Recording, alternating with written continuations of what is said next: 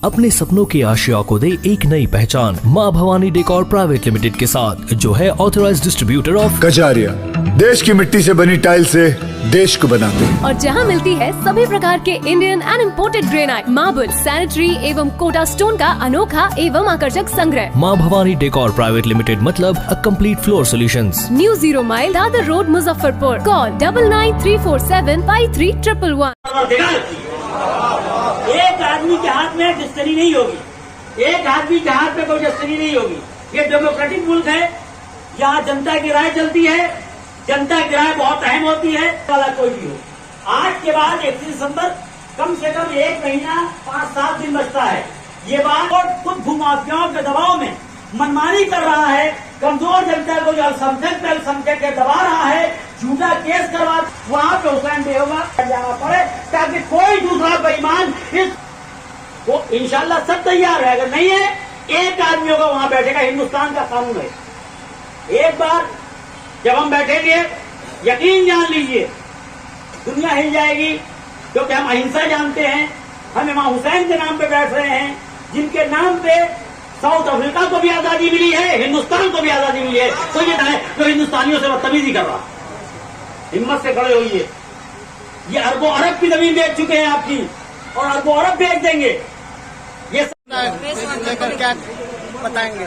जी जी आज की प्रेस वार्ता का मकसद ये है कि बिहार में 10,000 बीघा वक्फ की जमीन थी, और वो घट के मुश्किल से पूरे बिहार में 200 बीघा रह गई है।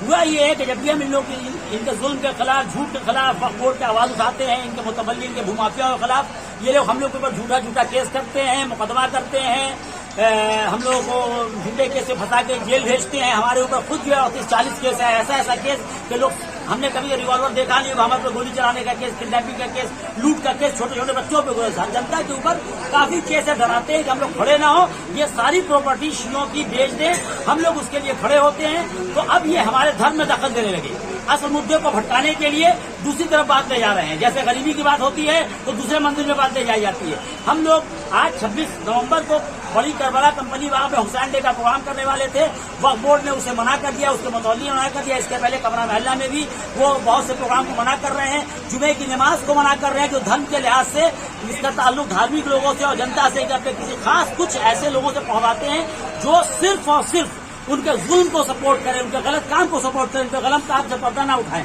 हम लोग जब करते हैं, जनता उनके गलत काम से पर्दा उठाती है कि लूट रहे हैं, ये जनता की प्रॉपर्टी बर्बाद कर रहे हैं, तो हम लोग के खिलाफ एक से एक सियासत कर रहे हैं और झूठ फैलाते हैं, केस करते हैं। तो आज जो प्रोग्राम 26 नवंबर को होने वाला था करबला में, उस प्रोग्राम को इन लोगों ने नहीं होने दिया, और आज जनता आक्रोशित थी। यहाँ ये प्रोग्राम हुआ है, हम लोग आंदोलन शुरू करेंगे। ये प्रोग्राम आज से शुरू है। हमारे धर्म में वक्फ बोर्ड हस्तक्षेप में कह रहे हैं, ये संविधान के खिलाफ है। संविधान हमें इजाजत देता है आर्टिकल 25 के तहत कि हम अपना धार्मिक कार्यक्रम अपने लिहाज से करें, अगर किसी को नुकसान नहीं पहुंच रहा है तो, और ये इजाजत संविधान ने दी है। लेकिन ये लोग इसलिए नहीं होने दे रहे हैं कि जब भी हम ये प्रोग्राम करेंगे तो वहां की जमीन वो बेच नहीं पाएंगे, और ये वहां हमें जमा नहीं होने दे रहे हैं। इसलिए आज हम लोगों ने ये यहाँ प्रोग्राम किया है। डीएम साहब को आवेदन देंगे, नीतीश कुमार जी को आवेदन देंगे कि ऐसे बेईमानों को पद से हटाया जाए, जनता को उनके अधिकार से वंचित न किया जाए, जनता का अधिकार जो है वो महफूज रहे, क्योंकि धर्म भी कहता है यही, और हमारे मुल्क का कानून यही कि कमजोरों के ज्यादा काम आओ। मौला अली ने खुद कहा दुनिया से जाते वक्त कि मेरे बेटा हसन हुसैन, कमजोरों का हमेशा ख्याल रखो, या कमजोरों का जो माल लूट रहा है उसको बहुत आगे बढ़ा रहे हैं। ये प्रोग्राम इसी काम के लिए हुआ है